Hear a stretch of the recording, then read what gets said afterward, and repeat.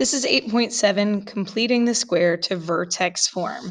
So the first 3 problems on this page are a review of the things we've done in the previous lessons. So I'm going to skip that and let you guys use that as extra practice.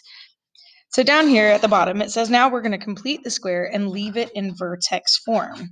So vertex form, as a reminder, is y equals a times x minus h squared plus k. So the first thing to do is kind of follow the same steps we did for completing the square. So the first thing we want to do is move our constant.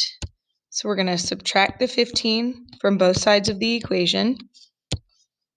That leaves us with y minus 15 equals x squared plus 10x. So now that we have an x squared and a b value with x, we can do the b divided by 2 squared to find your c value that we need to add to both sides of the equation. So again, our b is 10, divided by 2 is 5, squared is 25.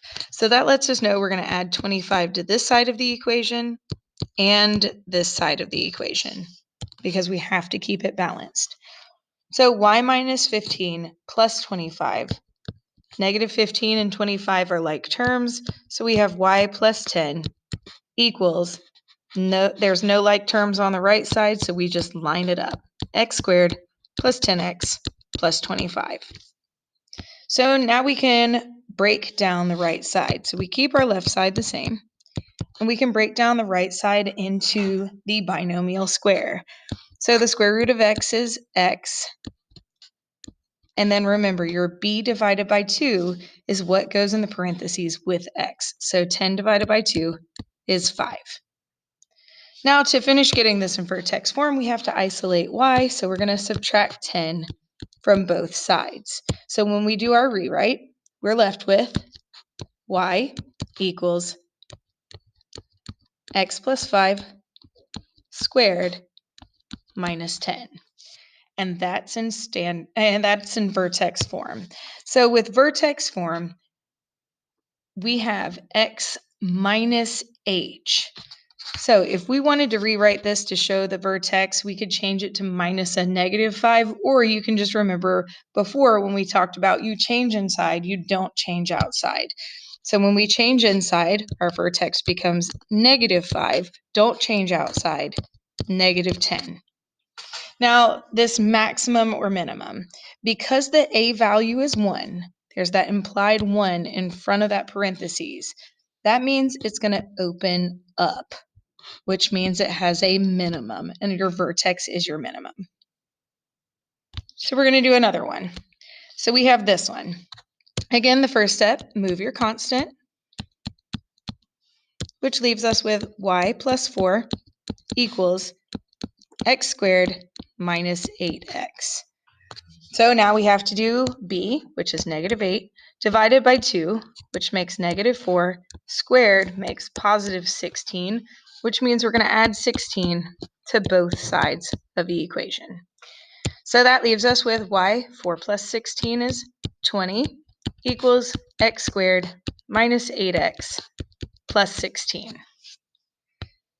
So because we completed the square, we can break down our right side into the binomial squared, and we have x, b is negative 8, divided by 2 is minus 4 squared. Last step is to isolate y, so we're going to subtract 20 on both sides, and we're left with y equals x minus 4 squared minus 20. And that is in vertex form. So you change inside so that negative 4 in our mind becomes a positive 4. And we don't change outside, so we keep that negative 20. And because our a value is 1, it's a positive 1, we have a minimum because this will open up. So on the back, things get a little bit more difficult. Now we have a leading coefficient of positive 2. So the first thing we're going to have to do is rewrite this. We're going to follow the same steps. Subtract your 17 from both sides. We're left with y minus 17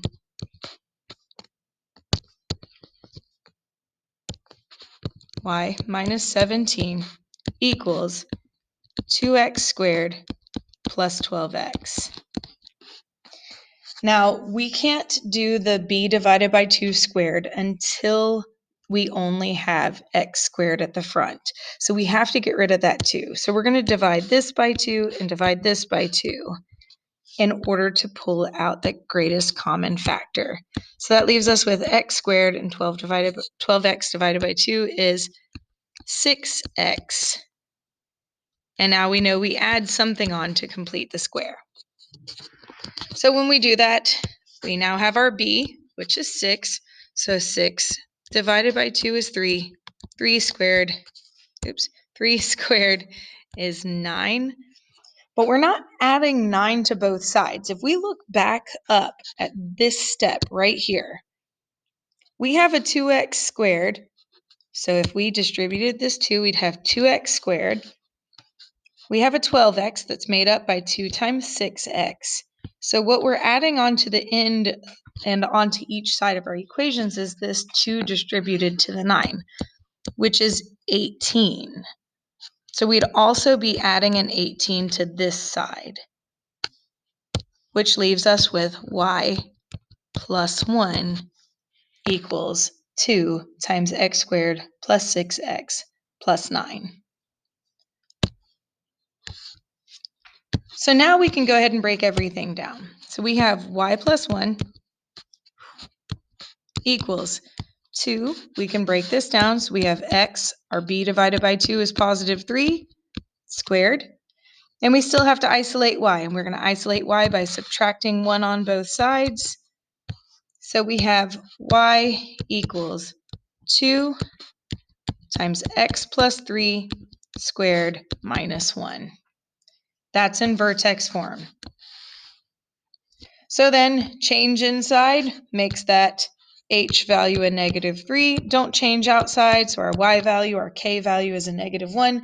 Because the a value is a positive 2, that means this opens up and your vertex is the minimum. So now we have this one that has a fraction. So the first thing we're going to do is the same thing we do every time in the beginning. We're going to move our constant. So we have y minus 11 equals half of x squared minus 6x. This goes away.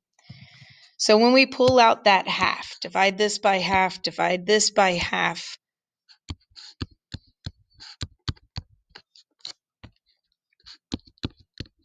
we're left with x squared, and then half of what makes negative 6? That would be negative 12x. So we pulled out a half on both of those. So just to double check, half of 12x is 6x. So we've done that correctly. So I'm going to erase these halves under the bottom just because it's a little bit messy. So now we have to figure out what are we adding on to the end to complete this square, and what does that do to our original problem?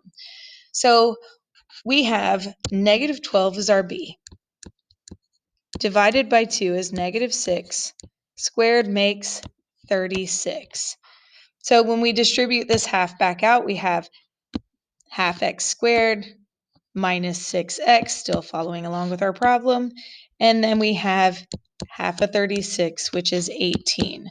So 18 is what we're adding to both sides. So we have y plus 7, because negative 11 plus 18 is 7, equals half, and I can go ahead and break down my trinomial, x b divided by 2, so negative 12 divided by 2 is minus 6 squared. Now the last step is to isolate y, so we subtract 7 from both sides, and we get y equals half x minus 6 squared, and then there's our minus 7. So this is now in vertex form.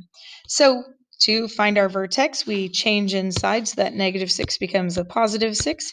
And we don't change outside, so we have a negative 7. This is a half, but it's still positive, which means it's going to open up so that our vertex is a minimum. Now the last two in this section, we have this one. The first thing I want to do is still add that 156 to both sides. And that leaves me with y plus 156 equals negative 4x squared minus 64x. So we can pull out the negative 4 from this side. So if we divide all the terms over there by negative 4, we have x squared and plus 16x. Now we know we're going to add something in order to complete our square. So 16, our b value, divided by 2 is 8 squared makes 64. Now, don't forget, you have to go back up a step in order to finish this. So we have 4 times x squared is negative 4x squared. Negative 4 times 16x is negative 64x. So negative 4 times 64 is negative 256. So we're actually adding a negative or subtracting 256 from both sides. So what that leaves us with is y minus 100 equals negative 4. It's got to come down. And then we can break down our trinomial into a binomial. So we have x, b divided by 2 is 8 squared. So the last step is we have to isolate the y. So we add 100 to both sides. And we're left with y equals negative 4 times x plus 8 squared, and tag on that 100 at the end, that plus 100 at the end. So this is in vertex form. So we know we change inside. So this is negative 8. We don't change outside, 100. And that's our vertex. Because the a value is a negative, that means it's going to open down, which means that your vertex is a maximum. All right, one more. So we have this one. So what can we do first? We add our constant, plus 10 on both sides of the equation, and we have y plus 10 equals negative x squared plus 4x. At this point, we need to factor out a negative 1 on that right side. So if we take a negative 1 out of negative x squared, we left with a positive x squared. If we take a negative 1 out of a positive 4x, we have negative 4x. And we're completing the square, so we know we're going to add something on the end. So we do our b, which is negative 4, divided by 2 squared gives us 4. Now, don't forget, we have to go back and distribute to make sure everything works out. So we have negative 1 times x squared is negative 1x squared. We have negative 1 times negative 4x is positive 4x. And negative 1 times positive 4 tells us that we're actually subtracting 4 from both sides. We're adding a negative 4. So we have y, 10 minus 4 is 6. And then we have our negative 1 on the outside. And we have x, b divided by 2 makes negative 2 squared. So the last step, we subtract the 6 from both sides. We have y equals negative. We don't have to write the 1. It's implied by that negative. X minus 2 squared, and that minus 6 on the end. So change inside, it becomes a 2. Don't change outside, we have a negative 6. Because the a value is negative, this is our maximum because it opens down. I'm going to leave these two as practice problems for you guys, especially because this has a leading coefficient of positive 1. So that x squared has a coefficient of positive 1, which is going to make it a little bit easier. So we're going to move down to these. These are special cases for complete the square. This one, subtract your constant from both sides. We're left with x squared plus 4x. We're going to add something equals 0 minus 10 is negative 10, and we know we're going to add something. So at this point, we can do our b, which is 4, divided by 2 squared, which gives us 4. That's what we're adding on both sides. So now we're left with This trinomial can be broken down into our binomial. So we have x, 4 divided by 2 is plus 2 squared equals negative 6. Now, if you try to put the square root of negative 6 into the calculator, it's going to give you a syntax error because you can't take the square root of a negative number. So this is no solution. And what that means, because our solutions are our x-intercepts, our roots, our zeros, this just means that this parabola does not cross the x-axis. So for example, if your parabola was right there, it doesn't cross the x-axis, so therefore it has no solution, no x-intercepts. So if we look at this second one, we're going to subtract 65 from both sides. We're left with x squared minus 10x plus something because the complete the square equals negative 65. So we have negative 10 divided by 2, because that's our b divided by 2 gives us negative 5. Squared gives us a positive 25. So when we add that 25 to both sides, we're left with x, negative 10 divided by 2 is negative 5 squared equals negative 40. So again, we end up with one that has a negative on that side. You can't take the square root of a negative number, so this is no solution. It does not cross the x-axis. So on a graph, it would be a parabola that is above or below the x-axis. So the last one we're going to do is this one.